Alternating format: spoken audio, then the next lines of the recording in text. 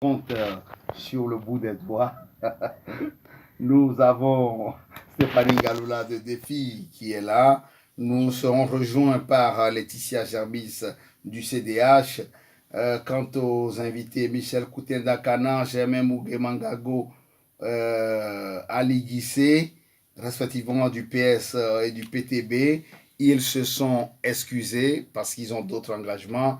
Calvin Suarez, Écolo Groun, nous n'avons pas de nouvelles. Donc voilà, avant les élections, après les élections, nous devons le dire parce qu'il faut le dire et c'est comme cela. Donc bonjour Madame Stéphanie Galoula. Bonjour. Bonjour, merci de nous rejoindre et d'avoir répondu à l'invitation comme pendant la campagne. Aujourd'hui, c'est après la campagne. On devait faire le constat et voir qu'est-ce qui s'est passé, qu'est-ce qui va se passer. Donc, nous avons vu qu'au niveau de Bruxelles, il y a eu assez de mouvements. De nouveaux bourgmestres se sont annoncés rapidement à Oderghem. Didier Gossoin garde son fauteuil, votre collègue d'Oderghem. À Anderlecht, Eric Thomas se reconforte dans sa majorité. À Berkem, Joël Riguel, pas des moindres. À Etterbeek, Vincent de Wolf, indéboulonnable. À Evert, Rudy Vervoort aussi qui tient le manoir. À Forêt, c'est Stéphane Roberti, écolo, mais qui a été bousculé après. La majorité a connu des difficultés là-bas pour se mettre en place. À Gansoren, Pierre Compagnie, premier africain, liste pro Gansoren CDH. À Issel, Christos Djoulkeridis d'écolo. Achète Hervé Joyen qui se reconforte dans sa majorité.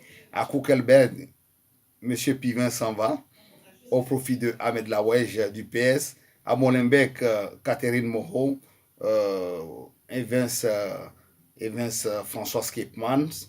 À Saint-Gilles, Charles Piquet reste indéboulonnable. À Saint-Georges, Émile Kir également. À Scarbeck, Bernard Clefailly, votre collègue qui a assumé le majorat ces 6 dernières années, reste également. À Uccle, Boris Diliès prend la main pour le MR. À Waterman-Boisfort, Olivier Deleuze rempile.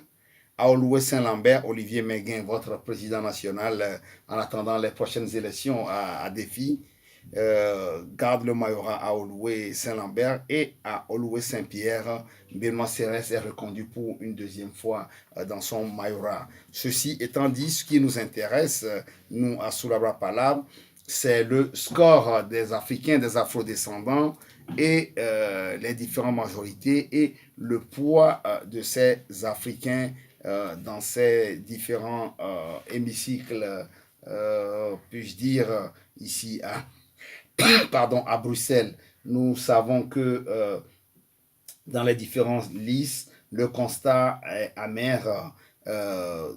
Beaucoup de Nord-Africains ont été élus, peu importe la place où ils se situent sur la liste.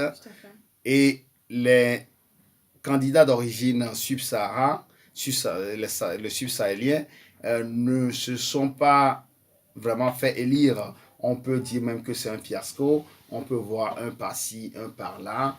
Et la question qui se pose aujourd'hui dans les milieux où se développent des analyses de ce genre, dans la diaspora, qu'est-ce qui se passe depuis bientôt 20 ans, 30 ans? Les élus du bas de l'équateur, je veux parler des Africains subsahéliens qui ne se font pas élire sur les listes lors de différents scrutins en Belgique ou même à travers l'Europe, je dirais, dans l'espace européen. Mais aujourd'hui, c'est la Belgique qui nous concerne. Donc, bonjour Stéphanie. Oui, nous serons rejoints tout à l'heure par Laetitia Germis.